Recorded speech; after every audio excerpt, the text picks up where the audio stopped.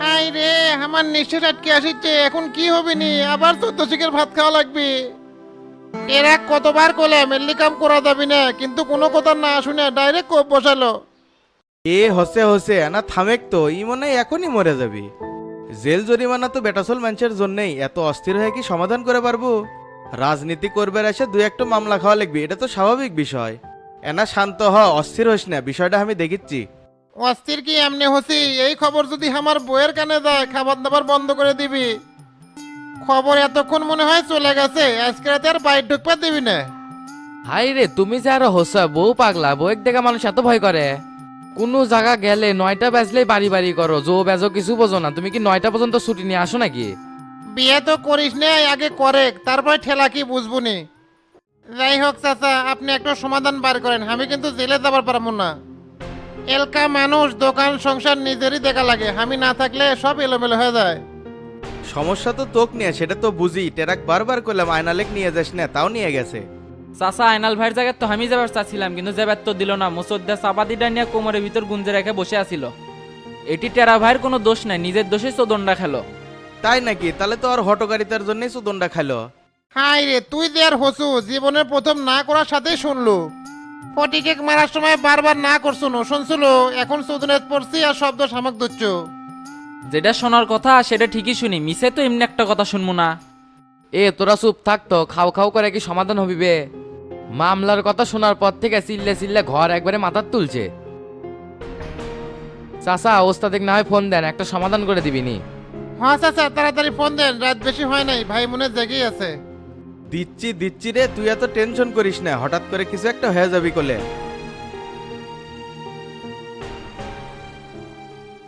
Hello master চাচা, কি খবর কন? খবর তো খুব একটা ভালো না, এখানে একটা সমস্যা হয়ে গেছে। কি সমস্যা আছে? গতকাল বালুর পয়েন্টে গন্ডগোল হয়ে টেরা জাহাঙ্গীর এক চাপাতি মারছে। খুব ভালো করছে। তো জাহাঙ্গীর কি মরে গেছে নাকি? না না, মরে নাই, হাসপাতালে ভর্তি আছে, 18টা সিলাই দেওয়া লাগছে। সমস্যা হচ্ছে হাবিব থানার যায় বাটুল টেরা আয়নাল গোল্লার নামে মামলা দিছে। এই খবর শোনার পরে আয়নাল অস্থির হয়ে গেছে, করছে আমি জেলেত গেলে দোকান সংসার কিরম করে চলবি।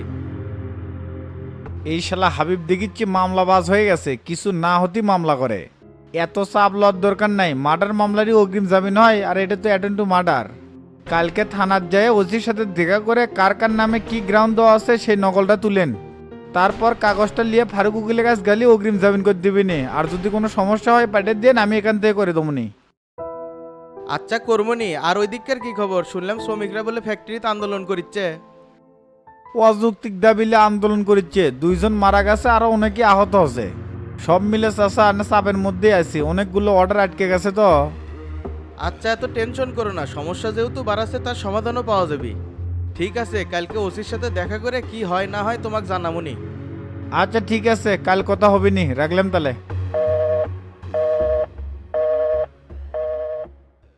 ওস্তাদ কি করলো চাচা? ওসির সাথে দেখা করে কাগজপাতি নিয়ে অগ্রিম জামিনের কথা কলো। এটা তো ভালো বুদ্ধি, তাহলে তাড়াতাড়ি অগ্রিম জামিন করে দেন। আচ্ছা কালকে ফারুক উকিলের সাথে আগে বসি, তোরা বাড়ির যা, মেলা রাত হয়ে গেছে। বাড়িতে থাকলে আবার পুলিশ ধরবেন না তো? এত ভয় লাগলে হামাগরের সাথে চলো।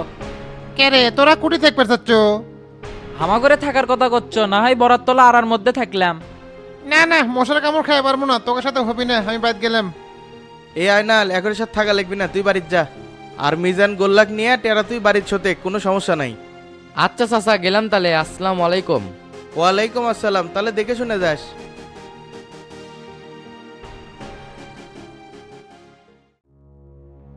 কি হচ্ছে রে শামসু, কার নামে মামলা হচ্ছে? হাবিব বলে বাটুল আয়নাল টেরার গোল্লার নামে মামলা করছে। এমনি এমনি একজনের নামে কেউ মামলা করে, কাহিনী কি? বালুর পয়েন্টে ঝামেলা হচ্ছিল, টেরা জাহাঙ্গীর চাপাতি মারছে। কাদের ভাইক বলে দেওয়া লাগবে, এলে ছোটখাটো বিষয় হলে হাবিব যাতে আর মামলা না করে। এলে কথা ফোনে বললে হবি না, সরাসরি দেখা করে ক লাগবি। আগামীকাল আগে অগ্রিম জামিন লোক, তারপরে আস্তে ধীরে কাজ করলেই হবি নি। তে মোবারকে কি করবে চাচ্ছু? ওই জন্য কিন্তু ফ্যাক্টরিতে এত বড় দুর্ঘটনা ঘটে গেল।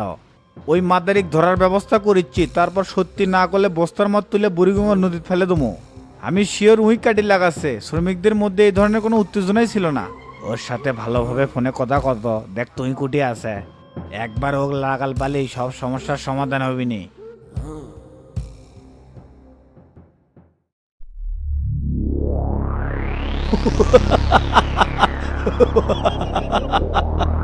সাবাস বাঘের বাচ্চা, যেভাবে প্ল্যান করছিলাম সেইভাবেই কাজ করছু। সবই আপনার দিক নির্দেশনা, আমি খালি আপনার দেখানো পথেই হাঁটছি।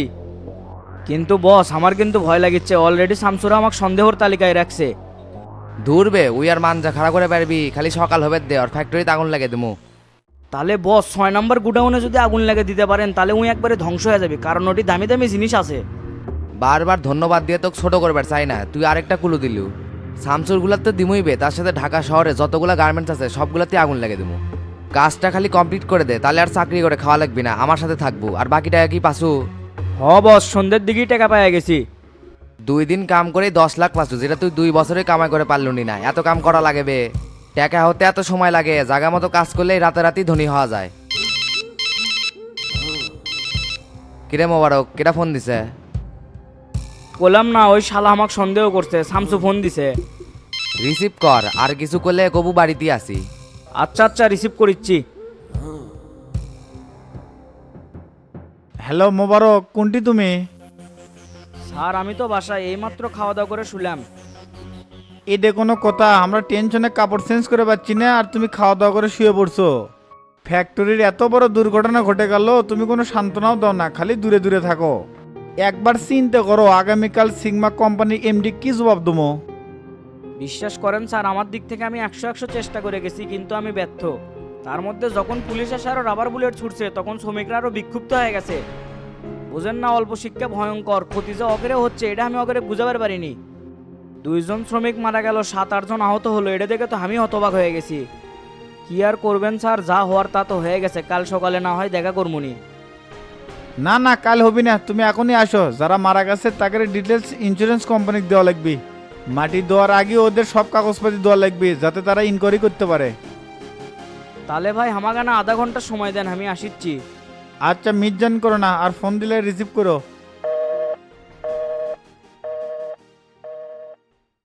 ভাই কাম তো খাম হয়ে গেছে, শামসু আমাকে ডাকিচ্ছে। না বে, যাওয়া যাবি না, উঠি গেলেই কিন্তু কট খেয়ে যাবো।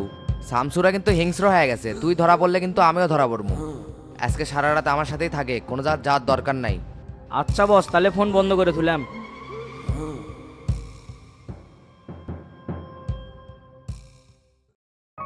ভাই, শরীর অবস্থা কি এখন মোটামুটি ভালো? আর ভালো, চোখের এই ব্যান্ডেজটা খুব সমস্যা করতেছে রে, গোসল করা যায় না, মনে হচ্ছে কি ব্যান্ড বাজে আছে।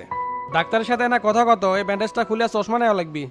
না না, এখন খোলা যাবি না, ডাক্তার 7 দিন রেখে করছে, কবল গেল 3 দিন। যেই ওষুধগুলো নিয়েছি নিয়মিত খান, আস্তে আস্তে ব্যথা কমে যাবে নি। আর শফিক কি কৃত্রিম চোখের কথা কলো, আর ভাইরা বলে আমেরিকা বড় ডাক্তার।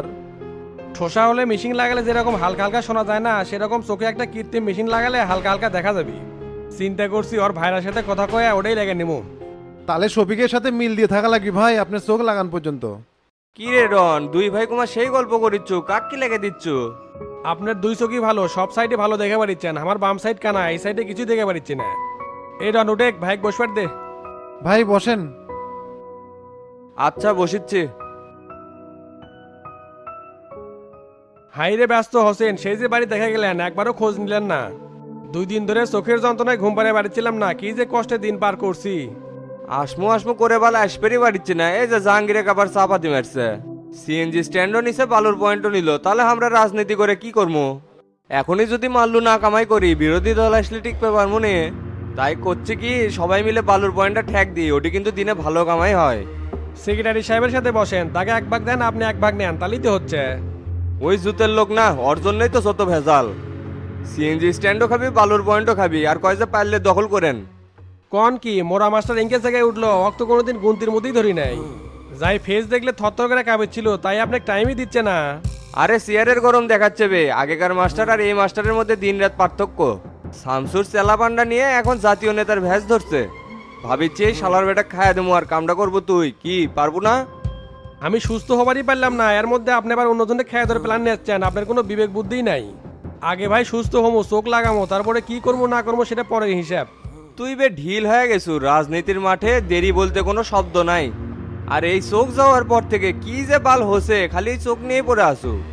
তুই কি রাজনীতি করবো না ছেড়ে দিবে চাচ্ছু ক্লিয়ার করে কত? কি করবো না করবো উল্লে না ভাবিচ্ছি না, আপনি আপনার মতো চলেন তো, আমাকে নিয়ে ভাবা লাগবি না। জীবনের উপর দিয়ে বহুত ঝড় চাপটা গেছে, এই জন্য নিজের সিদ্ধান্তেই চলবে চাচ্ছি। না, এই ব্যাটাক দেওয়ার কাম হবে না, এখন নিজের কাম নিজেরই করা লাগবে। তাহলে তোতা থাক, গেলাম। আর সামনের সপ্তাহে বনানীর যায় ব্যান্ডেজটা খুলে নিয়ে আসিস। আর সাইড সুইটে দেখিস কেউ চোখ লেগে দেয় নাকি, টাকা হাওলাত লাগলে দিমুনি। আচ্ছা ভাই, ওইরকম কিছু হলে জানামনি।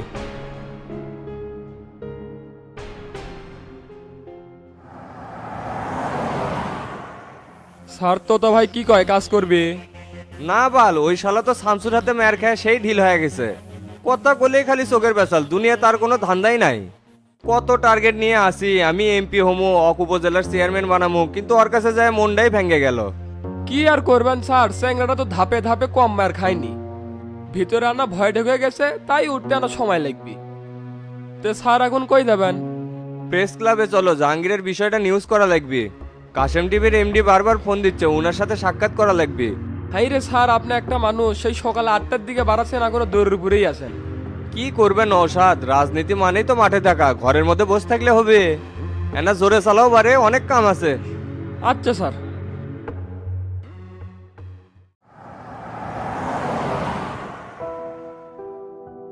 তাহলে গুরু, এই সহিংসতাত কয়জন মানুষ মরল? কেউ করছে 2 জন, কেউ করছে 3 জন। ডিআইজির সাথে দেখা করলে সব তথ্য পাওয়া যাবে নি। তে সাথে কি মেশিন রাখছো? পরিবেশ কিন্তু খুব খারাপ, যে কোনো সময় আক্রমণ হতে পারে। মেশিন লোড করাই আছে, কোনো সমস্যা নাই, সামনে যাই আসবি তাক ফেলে দমো। আশেপাশে শিয়াল শগুন খুব লাফালাফি করছে, জাকের জন্য এই সমস্যাগুলো হচ্ছে। চিনতে খালি একটাই হচ্ছে, আগামীকাল সিগমা কোম্পানির মিটিংয়ে কি কমনি। দীর্ঘদিন ব্যবসার লাইফে কোনোদিন কোথার বরখলাপ হয়নি, এই প্রথম হচ্ছে। এত চাপ লেস না তো, শ্রমিকদের ধর্মঘাটের জন্য এই সমস্যা হচ্ছে, এটি আমাকে কি করার? ফুটেজ সব রেডি করে রাখছি, ওদের এমডি দেখামনি যে এই সমস্যার জন্য কাজ রেডি করতে পারিনি। তাহলে ডিএসজি সাহেবের সাথে আগে দেখা করে আসি, দেখি কি কি পদক্ষেপ নিল। আচ্ছা ঠিক আছে। এ মাসুদ, সামনে যায় বাঁয়ে গলিতে ঢোকো।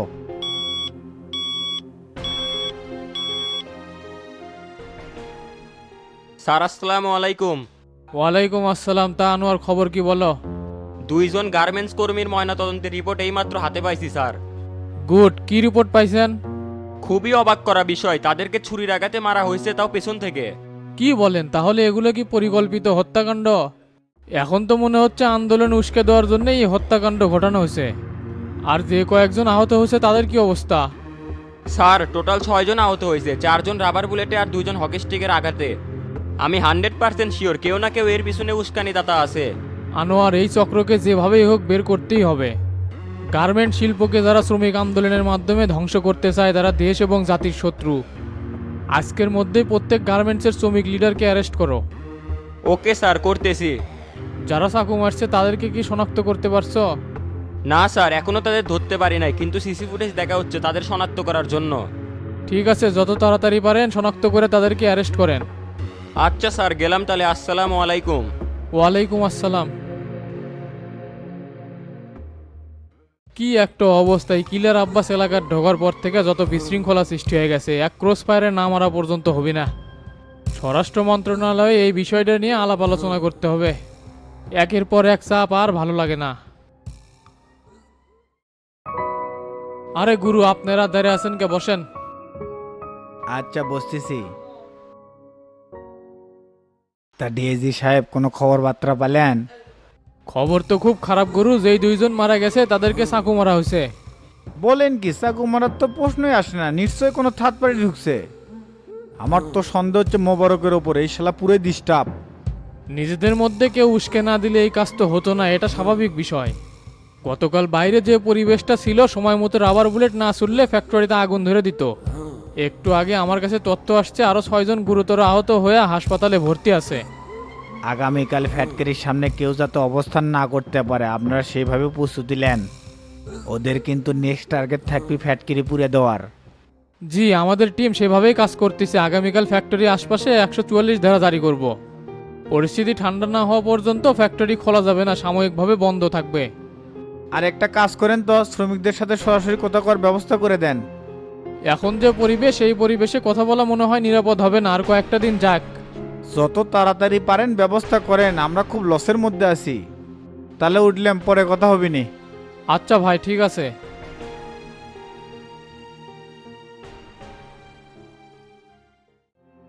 চাচা কাজ কাম তো এদিক সব ঠিক করছি, হিয়ারিং এর ডেট আছে কালকে। জামিন কি হবিনি? শালা হলে ডাকাত মানুষ, কয়টা যে মামলা আছে। অনলাইনে চেক করছি আর 3টা মামলা, এটা জামিন হলে ওই বের হবি। তো ঠিক আছে, কালকে আমি ফটিকে পাঠিয়ে দেবো অক রিসিভ করার জন্য। তে আমার হাজিরা কবে? সবে মাত্র বের হলেন, 1-2 মাস যাক, আমি মরিদ থেকে শুনে আপনাকে জানামুনি। হাজিরা কিন্তু কোনোভাবে মিস করা যাবে না, তাহলে কিন্তু বেল কেটে যাবি। আমি আরো চিন্তা করলাম পক্সি দিয়ে পার করবো, এগুলো কোর্ট কাছারি ঘুরতে আর ভাল লাগে না। নেতাজি ওই দিন আর নাই, নিজের কাজ এখন নিজেরই করা লাগবি। তে না টাকা পয়সা দেয়া লাগলো নি, এই জামিনে এনা খরচ আছে। তে কত দেয়া লাগবি নি? এল্লা মামলা তো 35,000 টাকা নেই, সব মানুষের সাথে তো ব্যবসা করা যায় না, আপনি 25,000 টাকা দিয়েন। তাহলে তুমি যাও, কালকে ফটিক যায় টেকাও দিয়ে আসবিনি, নিজামে রিসিভ করে নিয়ে আসবিনি। আচ্ছা তাহলে উঠলাম। ফটিক, এ ফটিক, কুটিরে তুই? চাচা কন কি হচ্ছে? কালকে নিজাম ডাকাতের জামিন, এখন থেকে আমি আমাদের দলে কাজ করবি। দল ভারী না হলে রাজনীতি করা যাচ্ছে না। বড় ধরনের যত সিন্ডিকেট আছে সব অগ্দে করে নেবো। শালার বুকের পাটা খুব, জেলের মধ্যে ওর সাথে আমার পরিচয় আছে। কন কি এই কথা তো আগে কন নাই, এরকম গিয়ারিং লোকে কি তো আমাদের দরকার।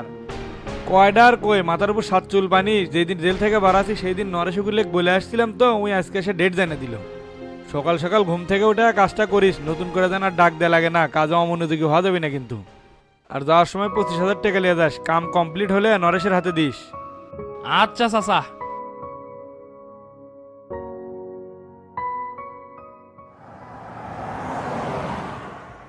ক্যারে মোবারক কি ফোন দিছিল? ফোন তো দেয়নি, শালার নাম্বারই বন্ধ। আমার তো মনে হয় পোল আছে। পোলে যাবি গুটি, তোর বাড়ি চিনিস? চিনি, মিরপুর 10 নম্বর বিস্কুট ফ্যাক্টরির পাশে। তাহলে ওর বাড়ি বুঝলে চলে, আজকে ওর থেকে ধর্ম। ঠিক আছে চলেন।